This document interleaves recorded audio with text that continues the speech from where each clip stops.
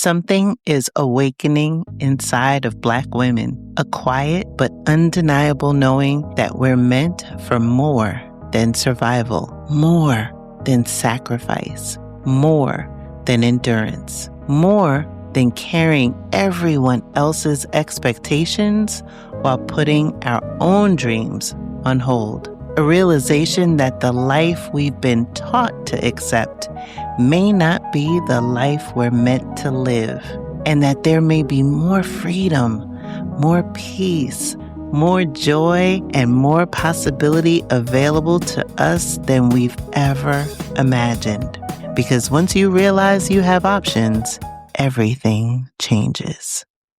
Close your eyes and imagine living a life you love, unapologetic and unbothered, free from daily microaggressions from Karens and Kens, free from the fear of police brutality and systemic racism. Wouldn't that feel amazing? Now open your eyes. What if I told you that it's possible?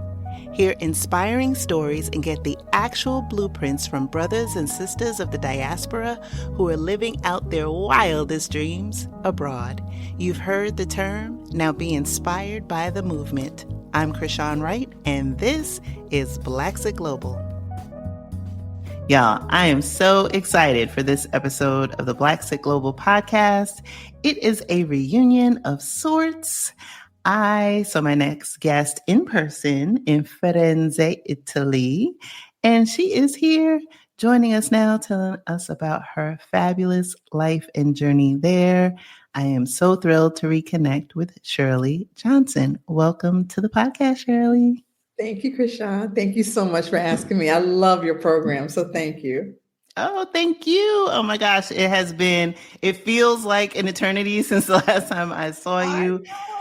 I know. And we had an amazing time together, and I got a chance to hear about your journey in person and thought that it was something that, more people needed to hear about. And so I would love it if you would share with us your origin story, and then we'll get more into your journey in Firenze. I have to tell you, I'm from a small town in Georgia near the Savannah coast area. I went to school at University of Georgia, and then I moved around the U.S., Chicago, Colorado, Denver, Phoenix, New York. I've been pretty much living all over. And then I moved back to Georgia to take care of my mom.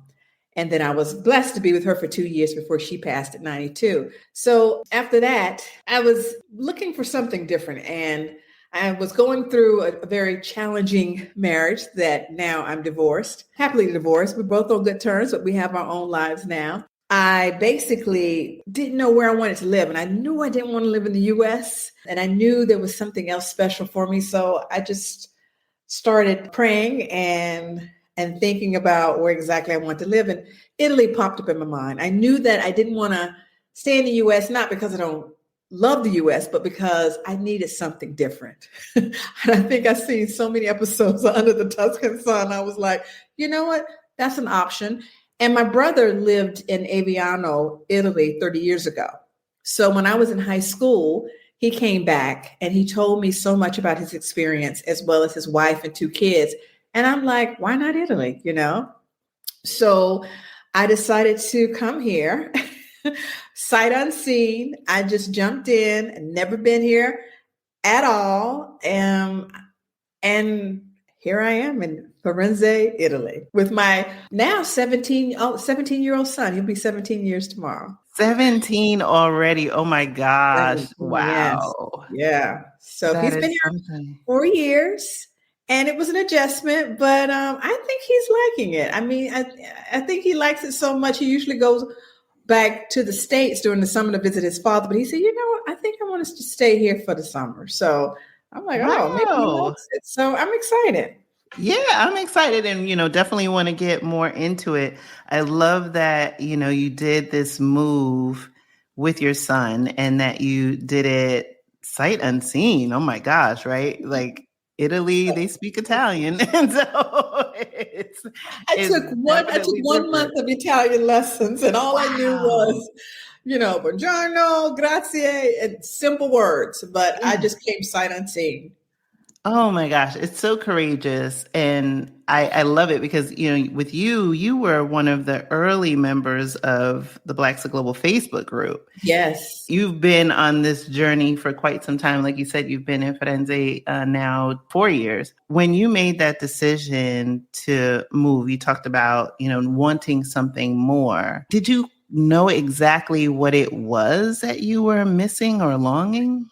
Once my mom passed, the compass of my life, the direction was it was all over the place. I was fortunate that I worked for myself, so I knew I could work anywhere. During that time, there was so much commotions in the US, and it was during the time when Biden was president, which I fully support. I have no problems saying that. But the neighborhood I lived in, there was just no structure. And then as my child was getting an age, we lived in a great community, but the community, we lived in the South, and I grew up in the South. So the South is beautiful, but it holds so much of its past to the point where you can't even jump past it. And so my son would see things or hear things such as, your skin's real dark. What are you? Things like that. Even in the school system, you would have teachers that you would have to really, really be on top on, because if you didn't, you would see they would come back with reports saying, oh, he didn't do this and he didn't do that. I'm like, yes, he did. So I always have to, have my hands into the situation. And, I just wasn't feeling, I just felt displaced. I didn't feel as if it was home anymore. And the South was never home for me. The only reason I came back because I wanted to ensure I had time with my mom. And then I knew I didn't want to go back to New York. New York was just crazy and wild. And I'm like, I don't really want to raise a child in that environment. So I just started thinking, what would give me the joy back into my life and enable me to kind of exercise every senses that I have, and going to a different country, learning a new language. I'm like, okay, so I'm going to have to operate my brain more and learn more. And it's a different culture, of course. The food is different, but it's monitored. And then, I have this kid with me, and I want to make him a citizen of the world, not just so isolated where he thinks that, oh, English is the only thing I should learn. The US is all there is. I wanted him to see the world. So luckily, my ex didn't have a problem. And, he agreed. He was like, I don't know if it's great to really have a Black kid growing up in this particular community or in the US. So we were fortunate, and, we packed up and we left. And I have to tell you, when we first got here, my son said, he saw Italy. He's like, everything looks so old. I'm like, well, this is a very old country. But I think he can agree with me. He said, Mom, I can go out in my hoodie and they still treat me like I'm a kid here. They're very kind to me. The women always feed me more when I go in a restaurant. They always say, oh, no, he needs to eat more. Bambino, bambino. And John's like, I'm not a bambino. I'm a little young man. I'm like, that's what they consider children. So I think he's seeing the embracement that he gets from the community. So I love that. And it reminds me so much of the small town I grew up in, even though it was the deep South, but the town I grew up in was majority people of color. So we knew how to take care of each other. And I think it's the same here, because every little pocket in Italy is like a community. We'll be right back. Building a life overseas is about more than just choosing a country. It's about choosing yourself. That's why I created our newest guide, 7 Questions Every Black Woman Should Ask Herself Before Building a Life Overseas. Get your free copy through the link in this episode or visit blaxitglobal.com. That was my experience. Like, I didn't feel othered when I was there. And absolutely. I love what you said about your son's experience, that he is able to grow up and still be a boy, right? He's not adultified like our children are. Absolutely. They're still children. And so when you see unfortunate events that have occurred in Black history in the United States, Trayvon Martin, walking with a hood, young boy, right? Not a Absolutely. young man, a young Yes. boy, Boy. and being looked upon with suspicion. Absolutely. And those are the things that stay, ingrained in our minds and in our hearts. As a Yes. Black mother, when your child leaves the house, you're still holding your breath until that child comes home. Absolutely. Being able to be where you can experience joy and where you can experience peace is something that I want for all Black moms. And so it's so Absolutely. rewarding and uplifting to hear that your son is able to really realize that for himself. Like, wow, it Right. is different. And I want It more of it. Absolutely, absolutely. It was a bit of a transition because, the first school we went to, that's why research is so important. I was thinking it was a bilingual school, Mm. and the only language they spoke at this first school he went to, well, the only courses they spoke English in was music and art. I'm like, well, what about the other classes like math and science? So, and they would say, oh, he'll pick it up. He'll pick it up. He just need to learn the language. I'm like, no, this is supposed to be bilingual. I need all the courses. So he would come home. He's like, Mom, I was so good in math. I was so good in this. And I don't even understand the language. The teacher was just talking Italian. I would tell her English, English, English. So it was very hard. That first year was torture. So I was very fortunate to find a school in our neighborhood, the Canadian International School. Your English must be the language you speak in the school. It's a small school.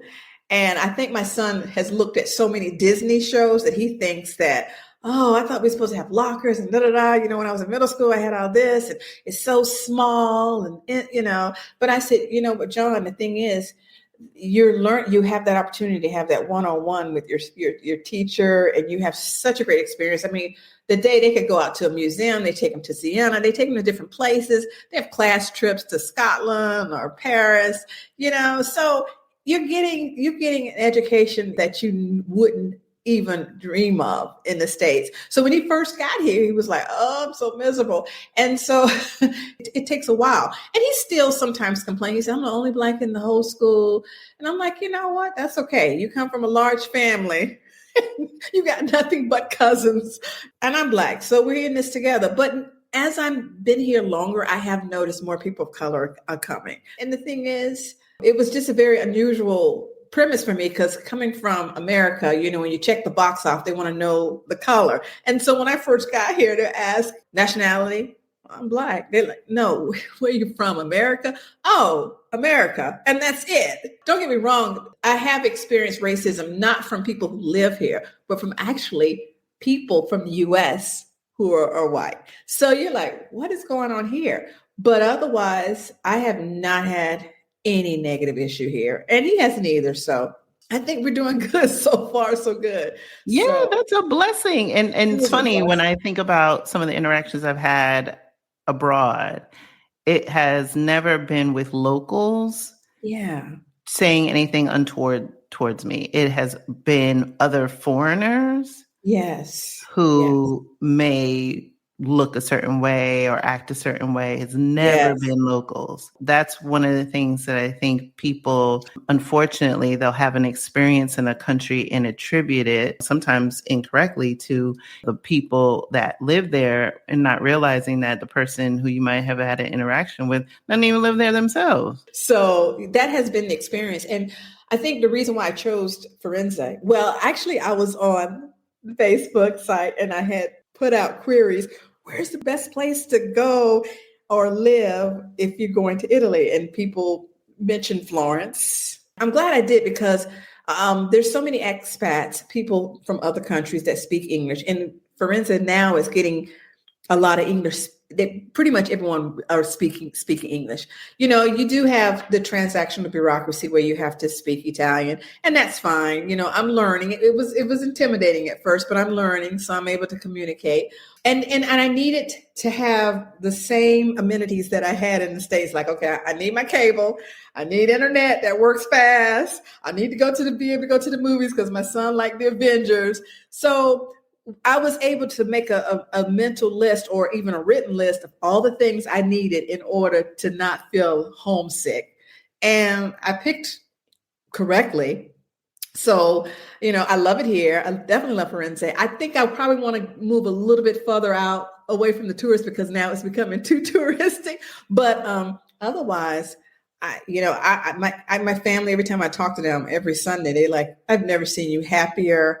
And I say, yep, I found home. I love Europe. And it gives me an opportunity to travel to other countries without spending my whole savings and coming back home knowing I got to have a job. But here, I can travel inexpensively, enjoy myself, and not, feel like I'm emptying out my whole savings account. So it's nice. It's very nice. I remember when I came to Firenze and we spent our time together, and I was like seeing the Duomo and all of the architecture and walking the Ponte Vecchio and just seeing like all of these beautiful things and just taking in the vibe. I was like, "Ooh, you chose well."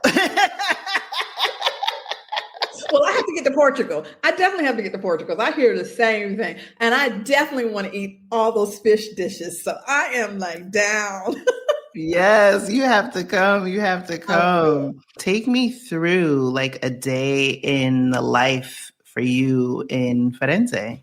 Well, let's see. Well, I get up really early around 6:30 because I have a teenager. So that's like trying to get cats out of the house because he believes, Mom, 10 minutes being late is not going to break anybody. Okay, well, all right. So I get him up and I get him out. And then I try to exercise every day, even by just walking, which helps too, because since I've been here, I think I have been fortunate. I haven't lost a lot of weight, but I haven't gained any weight. So that's like a win-win. So I'm like, yay. So after exercise, I come back and I get ready and I just sit down to work. I try to work from 10 to like 12 and then take a break because I know he comes home for lunch. He gets off for like 45 minutes, which sometimes is nice, but sometimes it's like, oh man.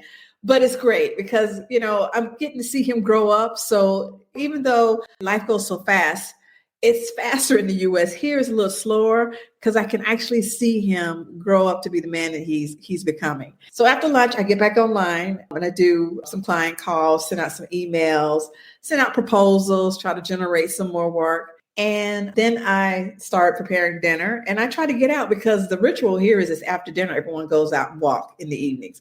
And it's nice. It's really nice. I'm trying to push myself more to go to the museums at least 3 times a month, because sometimes I can get caught up in work. I'm like, slow down, Cheryl. You're not trying to live to work. You just want to work to live. That's all you want to do. And I think a lot of people think that it's so expensive to live here, and it's not. If you're coming on vacation, yes, you want everything. You want that experience. But living here, I always tell my family, it's much cheaper. I said, I have to knock on wood. I mean, I thank God for it because I could not raise a teenager in the US. I would definitely have to be at a job, 9 to 5, working even longer hours versus here because food is cheaper and it's better, I have to say. Healthcare is almost nothing, the cost, housing. It's just the quality of life for me has just gotten much better. I've downsized a lot, but I realize I don't need a lot of things to live. I just need great experiences, and that's how life is kind of propelling me forward. When I hear now downsize, I think about material possessions, which is fine. You can't take it with you, but Right. you've up-leveled your life and upsized your life in so many different ways that are meaningful, right? In terms of your ability to be more active, eat better food, to travel, to give this very rich experience to your son that is going to shape his life for the rest of his life. Yes, absolutely. Absolutely. And, sometimes you'll hear the complaining from my kid, but then, there's moments he will come, he said, Mom, I really do know I am very blessed to be here. I know I have the opportunity that a lot of kids do not. And, I said, John, your classmates would exchange places with you in a heartbeat. Are you kidding me? The idea of coming home for lunch, they don't really hear of that in high school, and giving you opportunity after opportunity to get your homework in, even if it's late. They treat them like college students in this particular school. So they're able to take classes that's going to gear them towards their future career. So he has a great opportunity here. And I hope he decide to stay here. I mean, I told him, I said, college in the US, I'm not going to be able to afford that. It's like, okay, we got to figure something out. And I said, but college here, I know I can afford, because there are, we've been looking at schools, and I'm like, I'm not going to be paying extraordinary fees. I mean, we've pinpoint colleges, like some of them are $2,000 or $3,000 a year. I'm like, yeah, we can do that, but I've already spent enough at international schools. So, and right now I just want to take a break. So I said, take a break. There's no need to rush through life, because you have plenty of time to figure out what you want to do. Because I'm still trying to figure out what I want to do. Yeah, that's the thing. It's like, I remember my son took a gap year, and I would say year plus, before he went and pursued his associates. And I think for young boys, I think that's really important, just to give them a time to, shift. That period from being a child to being an adult is an interesting transition. And to the extent that you can, take a beat and explore, get to know yourself. Absolutely. Before you start to pursue other interests, I think that's really a gold mine. And I commend you for giving him permission to say, like, oh, you know what? Take your time. You have the rest of your life to be an adult, but take a beat and see what interests you. How has it been for you? You say you've been learning the language. Yes. You have to interact with bureaucracy. Yes. Now, bureaucracy is not my favorite thing. Surprise. Surprise. It's funny, because go get your permit, of course, and it can be an all-day thing. I can sit anywhere. I'm going to sit and I'll bring a book. I'm going to read. I might as well get comfortable. Okay, you got a teenage kid. He's like, oh, I hate this. I'm like, but it's only 2 times out of the year. And now that my permit has been exchanged from student to self-employment, now I get a longer cast. And so eventually I want to naturalize and get dual citizenship. The Castura is interesting. You meet people from all over the world, and they talk. They want to talk to you. They want to find out who you are. I'm sitting next to this white South African who had a PhD. And, she was fortunate to have been here 10 years. So she's moving into her citizenship and stuff. But you learn a lot, because, when I was talking to her, and I was like, so you have a PhD, why would you leave South Africa? And I didn't know. She said, well, in South Africa, Blacks are given priorities for jobs. we're at the bottom of the list. And she said, rightly so, because of the history. So I'm like, wow, maybe America should have taken that page. But, but it's that part, that part, you know what I'm saying? You're like, wow, that's pretty interesting. So you learn quite a lot of different things from other people sometimes. And I think that's what I like about being here, because everyone is not from Italy. You have so many people from all over. So you could be having lunch next to someone. I think I was sitting next to someone who was from, I want to say, Iran. And, he had mentioned that several times he had gone through 3 wars, and he was lucky to be able to leave the country and transition as a citizen. Or you see a lot of African brothers and sisters over here, and you have people from all over. So everyone is forced to form a community, because they're no longer in their mother's country anymore. So it's like, okay, well, we can live together, because we all start at the same footing. That's what I love about it. If you want something, you have to work hard. Yes, in the US, if you know people, so to speak. But when you're in a foreign country, everyone's starting at ground zero. So it's basically working hard and climbing up that ladder. But you meet so many different people until you're like, wow, it's amazing. And my son sees it too, because he's sitting there and he's like, Mom, I was talking to this guy from Morocco. He's like, wow, and I said, really, what was he asking? He said, well, he thought I was a Moroccan. He's like, oh, you look kind of Moroccan. He's like, no, I'm from the United States. And he was asking him where he was from, but he thought it was interesting, because he said, he was telling me about his country. And he said, I have to admit, we say the U.S. is very diverse, but I said, yeah, but everyone isolate themselves, because it's that type of community, everyone doesn't really want to integrate. They try to, but it's hard because it's just a very difficult process in the US. But here you have no choice. It is what it is. We all go to Costura. Even the Italians, they hate the Costura. So everyone goes through it. They like, hey, yeah, welcome to our world. That's how it is. So that's what I like about it. Everyone has to go through it. You're not single out. So you talked about the permit process and exchanging to where you are. For you, how many more years do you have until you're eligible to pursue citizenship? Let's see, 4 years. I think I have 5 more years. Yeah, then I'll, naturalize. And basically, you have to speak at a B1 level, which I do right now. Take the class. B1, okay. I just got my A1, A2 certification for Portuguese. I'm like, okay, Miss B1. But you know what? The level is much higher, but I can function. But, I think it's hard because we both work in English. So, and you're either sitting at your desk or you can get out and start integrating more with people. So I had decided I was going through class when I got here, but then work sometimes take precedence. As a student, you can work 20 hours a week. And now that I'm self-employed, they say, you don't even have to, you can work as many hours you want. So that kind of forced me to find a one-on-one teacher one time a week and just kind of interact back and forth and just try to comprehend. Comprehension is very hard because people tend to speak real fast and you're like, what? And there are a million dialects here. In the Tuscan area, Italian is more the mainstream language in Tuscan, but outside the language can be night and day. So even Italian is like, well, even in the South, you don't even understand what they're saying. I can go to, this place, I'm not going to understand what they're saying. So I'm like, well, how do you expect people who speak English to know what is being said? It can be very intimidating. I have to force myself to know the basics because I try to travel around. And then sometimes I'll even scout out opportunities for any consultant work. It's interesting. It was a great age for me to come in my 50s because it forces me to think more.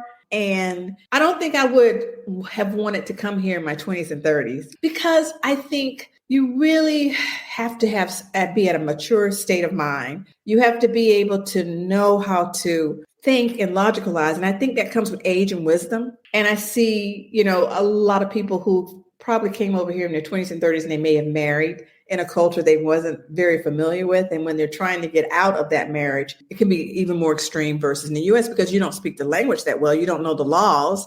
You only know where your husband is from. I don't think I would have done well because now I can think and I've gone through the process and I know like, okay, I'm learning the laws, I'm learning the language. So I know how to take better care of myself and know how to, watch out for any pit holes. So as you've been traversing Italy, have you found different parts of the country that speak to you in a different way or that you love exploring? I've gone to a lot of different cities because during the summer when my son is in the States, he's not a big traveler. He doesn't like flying. But I said, you don't have to travel. We can go on the train. He's in the video game. So I think he misses a large part of his life there. So I'm hoping he will definitely outgrow that. I got a chance to visit a lot of different little places. I went to, Lucca is in the Tuscan area, but I've gone to, I love Milan. I think Milan is nice. Milan downtown reminds me a little bit of New York because I worked in New York for a long time. Rome, I think Rome is just a little bit too chaotic for me. They're all over the place. You get in a taxi cab and you'll be going around in a circle. You're like, well,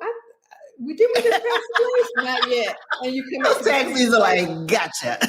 Exactly. And you're like, wait a minute here. But I definitely would like to go visit Sicily because I meet a lot of Sicilians here. Venice was nice. It's becoming a little bit too touristy. But, I live in the center of Firenze or Florence, as they say. And I'm seeing a lot of students here. I mean, I'm very blessed because my nephew, he's actually in college and he's studying fashion. So he'll be over here next year. Oh my gosh, congratulations. Yes. And so many family members and they call, they're like, oh, we'd like to buy a place over here. The only thing about here is that they expect you to know all the answers. It's like, look, guys, I'm not vacation over here. I don't buy houses there. I'm living in an apartment right now. So they're asking you questions or you have friends you haven't seen in a long time. I'm coming to Florence in the summer. You're going to be there. It's like, hey, I want to get away too. And everyone expects a tour guide. So I'm like, I don't really have the luxury of going out as much as I would like. I mean, I stay in my little circle for right now. And I do take little train trips. I went to Umbria, Rieti, which is beautiful.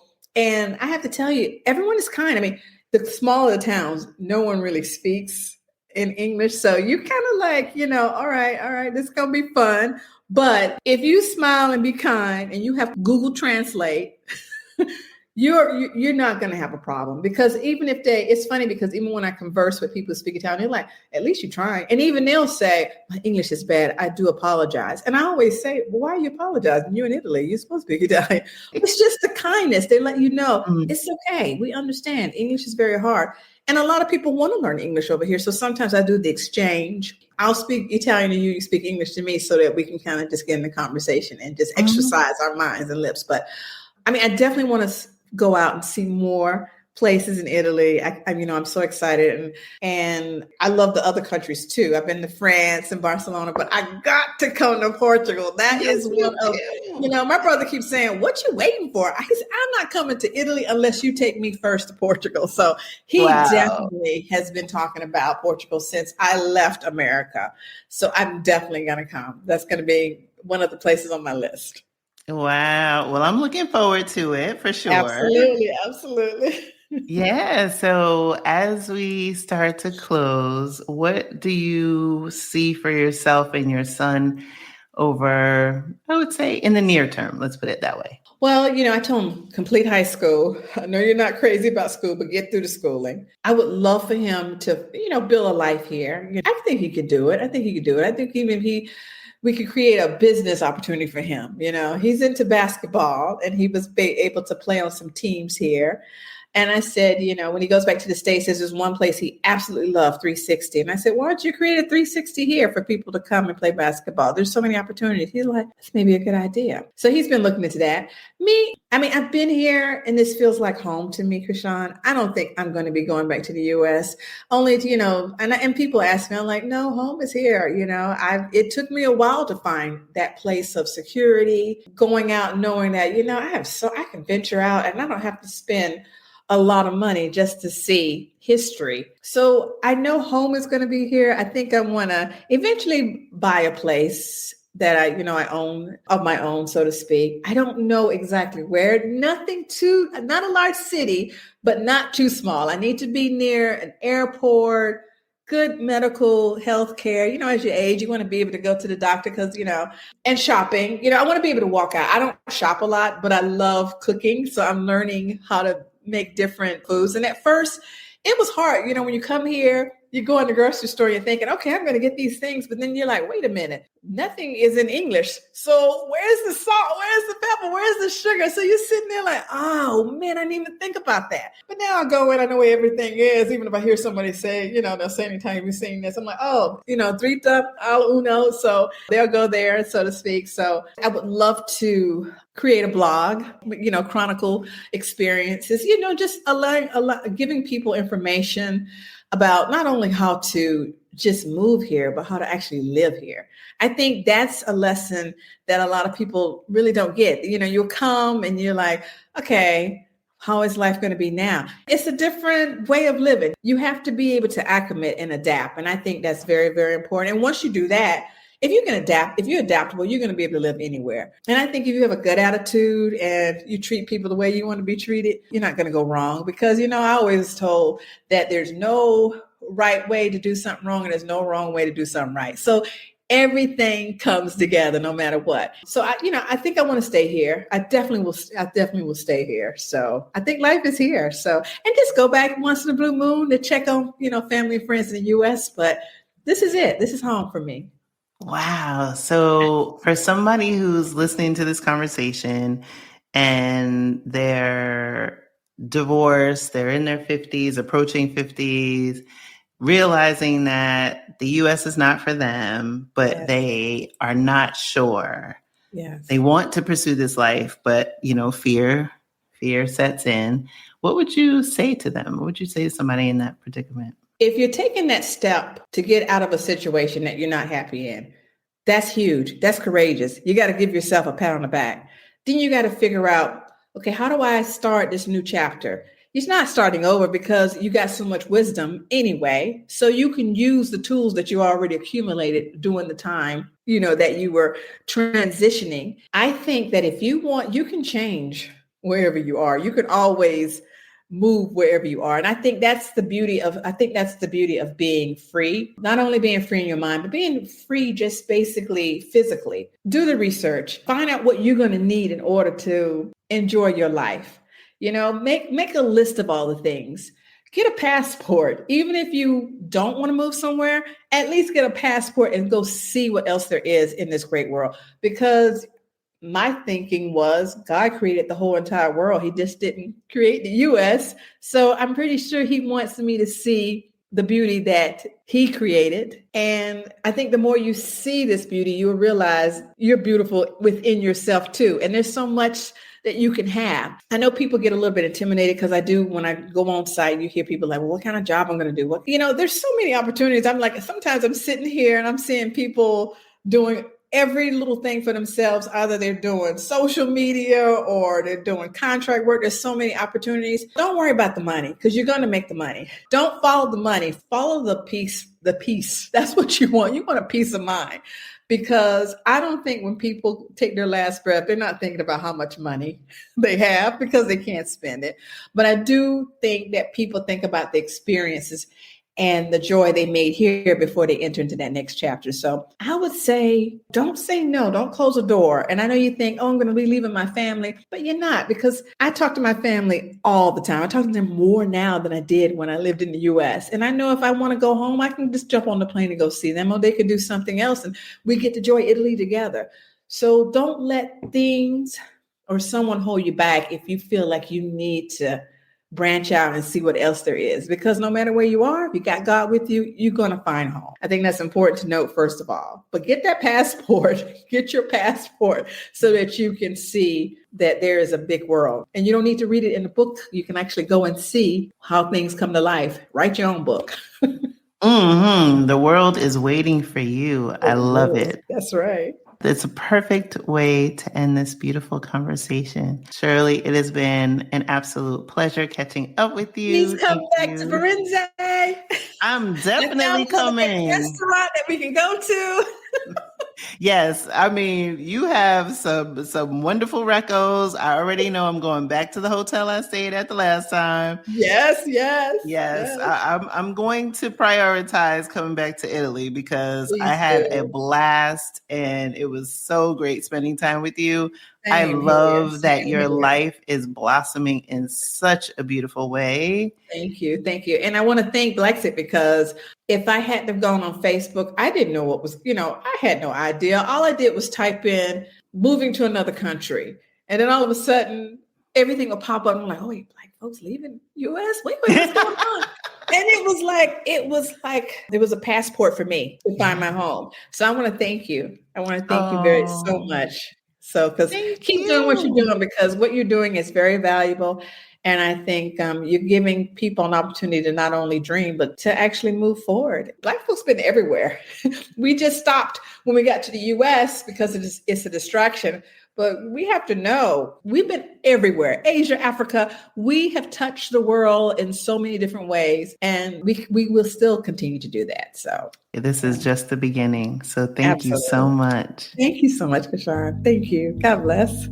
Thank you for listening to the Blaxit Global Podcast. For more information on today's episode, be sure to visit our website at blaxitglobal.com. It's not only possible to live out your dreams unbothered and in full color, it is your birthright. This episode of the Blaxit Global Podcast is sponsored by Blaxit Global Passport. At some point, the question stops being, can I move abroad? And becomes, what's possible for my life? Passport is where Black women from around the world come together to explore new possibilities, navigate life abroad, and create lives that feel bigger than the ones they were told to settle for. Because the goal was never just to move. The goal is to expand what feels possible. Visit blaxitglobal.com and click community to begin your next chapter.